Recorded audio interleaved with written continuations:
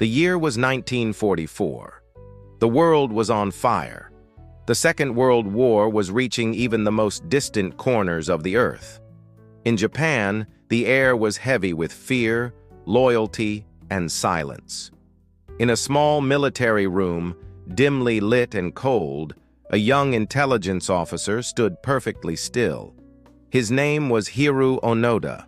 He was only 22 years old. His commander looked directly into his eyes. There was no anger in his voice, no emotion, only duty. He gave Onoda an order that would define the rest of his life. "You are forbidden to die by your own hand," he said slowly, "no matter what happens. It may take 3 years, it may take 5, but we will return for you. Until then, you must stay alive." Onoda bowed deeply. He accepted the order without hesitation. He did not know that this promise would trap him for nearly 30 years. A few days later, under the cover of complete darkness, Onoda arrived on Lubang Island in the Philippines. There was no moon in the sky. The jungle stood before him like a wall, thick, dark, endless. The air was hot and wet. Insects screamed from every direction. As his boots touched the muddy shore, a strange feeling ran through his body. This island did not feel like a battlefield. It felt like a prison. Onoda and his fellow soldiers moved quickly, silently. Within minutes, they disappeared into the jungle. To the world, they were already gone. Time passed slowly in the jungle. Months turned into a year. Then something unbelievable happened. The war ended. Planes flew over the island, dropping thousands of white papers from the sky. Leaflets. Onoda picked one up. It said, "The war is over. Come down from the mountains." He read it carefully. Then he shook his head. "This is enemy propaganda," he whispered. "To surrender would be a betrayal." He crushed the paper in his hand. In that moment, Onoda rejected reality. The world had moved on. But inside his mind, the war had just begun. The jungle became their entire universe. They learned to survive like animals. They built shelters from bamboo and large banana leaves.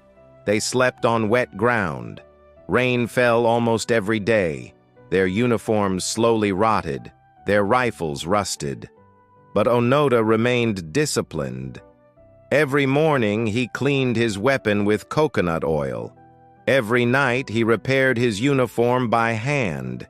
He followed military rules perfectly. He was a soldier of an empire that no longer existed, and he did not know it. Food was always scarce. They stole rice from nearby farms. They picked coconuts from tall trees. Sometimes they killed a cow that wandered too close to the forest.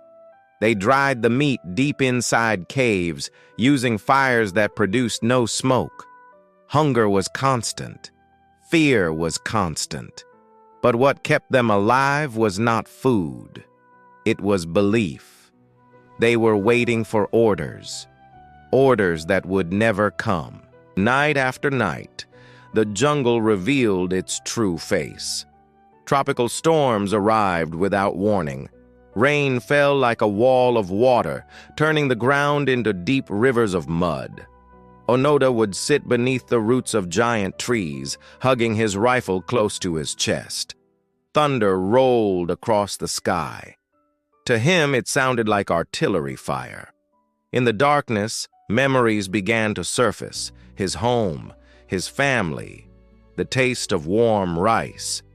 But he never cried. Tears were weakness, and he was still a soldier. At first, Onoda was not alone. There were 3 other soldiers with him. They moved silently through the tall grass, always watching, always listening.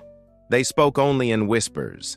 They shared memories of Japan, and fears they never spoke aloud. But time is a cruel enemy. One man surrendered. Another was killed during a sudden encounter. The jungle grew quieter, and the group grew smaller. Then, only two remained: Onoda and his closest companion, Kazuka. They survived together for years, until one day local police found them near a rice field. Gunshots echoed through the trees. Kazuka fell. He never stood up again. Onoda buried his friend in silence. He placed a simple wooden marker in the ground and saluted. For the first time in 27 years, he was completely alone. Years passed, not quickly, not clearly. They passed like fog. On the island, people began to whisper. They said a ghost lived in the jungle. They called him the ghost of Lubang. At night, farmers felt watched. Sometimes they found footprints in the mud. Sometimes, food was missing. Onoda watched everything from deep inside the trees. Through his binoculars, he saw a world he did not understand. Cars, electric lights, clothes he had never seen before. To him, this was not peace. This was deception. The enemy has taken over, he thought. They are pretending. He did not know that humans had walked on the moon. He was still fighting a war that no longer existed. Far away, in Japan, people began to ask questions. Could he still be alive? Search teams were sent. They walked through the jungle with loudspeakers. "Onoda-san," the voice called, "the war is over. Please come home." Onoda heard them. He listened from the shadows. One day he heard a familiar voice, his brother, recorded, played again and again.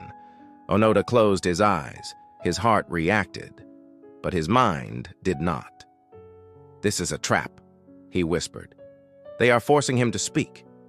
He moved deeper into the mountains, further from the truth. In 1974, something unusual happened. A young man arrived on the island. His name was Norio Suzuki. He was not a soldier. He carried no weapon, only a backpack, a tent, and curiosity. He told people he was searching for three things: Lieutenant Onoda, a panda, and the Yeti. He camped openly in the middle of the jungle, and he waited. Days passed. Then one night, the ghost appeared. The bushes moved, very slowly. Onoda stepped forward. His rifle was raised. His finger rested on the trigger. He was ready to kill. The young man did not run. He did not scream.